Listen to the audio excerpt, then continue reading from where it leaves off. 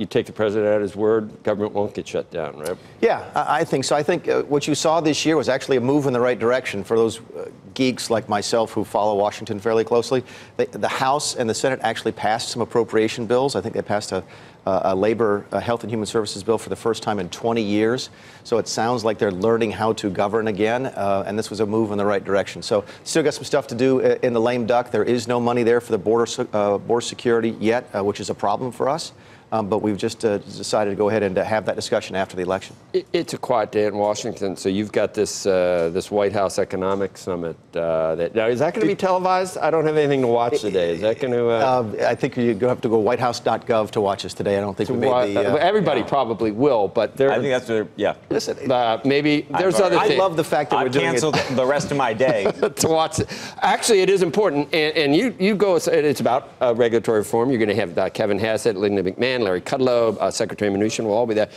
Is it a look back on all the progress that's been made in deregulation, or is it a look forward? Because a little bit of both. Obviously, we'll talk about what happened over the course of the last 18 months, but also keep in mind that the House is now starting to discuss this tax cut 2.0, so we want to talk about that today a little bit. And also in the next week or two, actually I think it's about 2 weeks, we'll be introducing the fall deregulatory agenda. So that sort of the scorecard of what we've done so far, and then what is the plan for the next 6 months as far as deregulation goes. So no, it's sort of a little bit of both. But I'm glad we're doing it today because it does remind people that the government marches on. We work. Exactly. That's what the Office of Management and Budget does. And we're there every day, and Mnuchin's there every day, and Hassett's there every day, and Kudlow, that's the economic team, doing precisely this kind of stuff. Like when Brady's on, we always ask him about the water cooler issue of the day, and this glaze comes over his eyes because he's always thinking about his tax reform 2.0. It's similar with you. The only point I would make is that we always talk about tax reform and how that has helped, I don't know, spawn this growth in the economy that we're seeing. Almost unprecedented, some of it. I mean, things are going very, very well. Everybody always says you've got to take into account deregulation. And we still have people say, oh, deregulation, I'm not really sure that was that important. Just you make the point that you added zero in fiscal year 2017, Trump administration added zero in regulatory costs that year. And that's easy to say.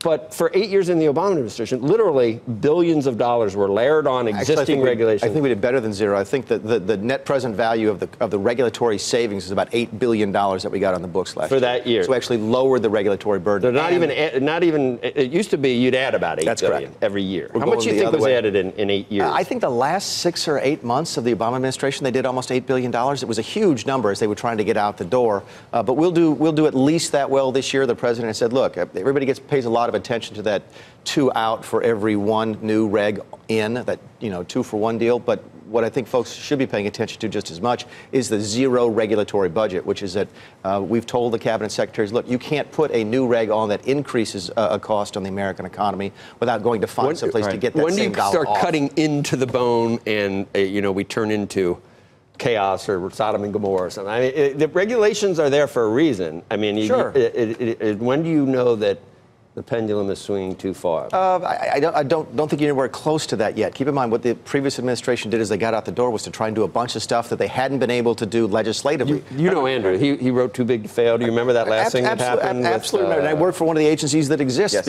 because of that. But when you're rushing to get stuff out the door is when you make really, really big and bad mistakes. They were not able to pass a significant piece of legislation for the last, 6 years because of the House Republican takeover in 2010. So they focused heavily on the regulatory state. So, Mick, is there any piece of the financial world that you think is underregulated? Meaning that you look at it and you say, actually, they might have gone overboard on this side. We'll work on that. But actually, there's one little component that I think we're not focused on.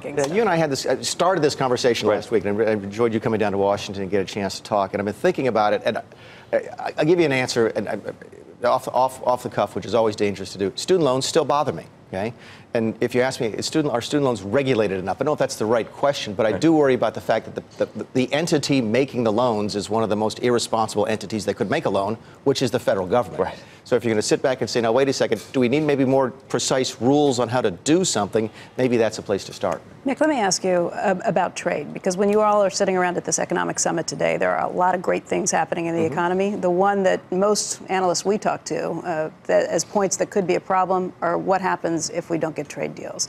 NAFTA is a big one. The president talked about that yesterday and said that Trudeau even turned down a meeting.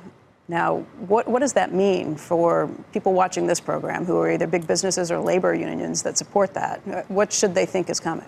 A couple different things. Number one, when you look over what the administration has tried to accomplish in the first year and a half, the regulatory agenda was fairly easy because we could do most of that ourselves. Taxes was a little bit more difficult because we had to get Congress to help us and go along, which is a little bit more difficult. Trade is the hardest one because you're trying to get other countries to change their course of action. And then Congress to go along. And yeah, so it's really, really tough to do.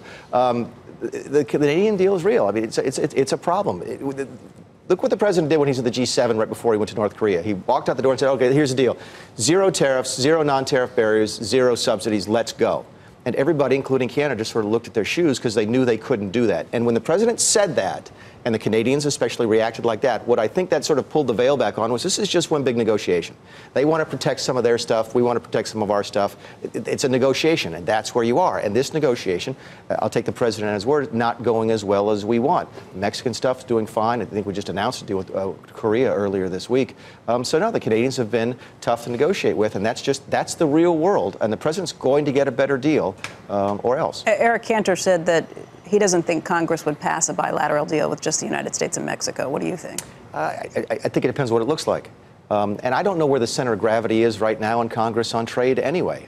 There's, Republicans who are pro-trade and anti-trade. The president's not anti-trade by any stretch of the imagination. Are there folks in the administration who are more anti-trade than I am? Absolutely. But the president is not one of them. He wants good trade deals. Again, evidenced by that 0-0-0 policy. Would love for the Canadians could solve this right now, by the way. Canadians come up and say, you know what? We'll take that deal. 0-0-0. Let's go. That would be a tremendous result, and everybody would win. Don't think they're going to get there.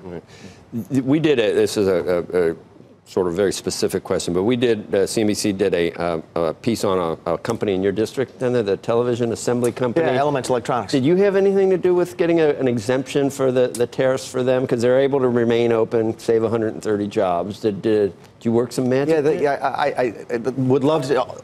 Politicians, especially ex-politicians, love to take credit for stuff like that. No, all I did was point them in the right direction over at the Department of Commerce. But they got caught in a pinch where their components that they were buying from China to put together into televisions in South Carolina, it's the only television assembled in the U.S., had a tariff put on it. But the competing Chinese finished televisions didn't have a corresponding tariff on it, so it actually put them at a tremendous disadvantage.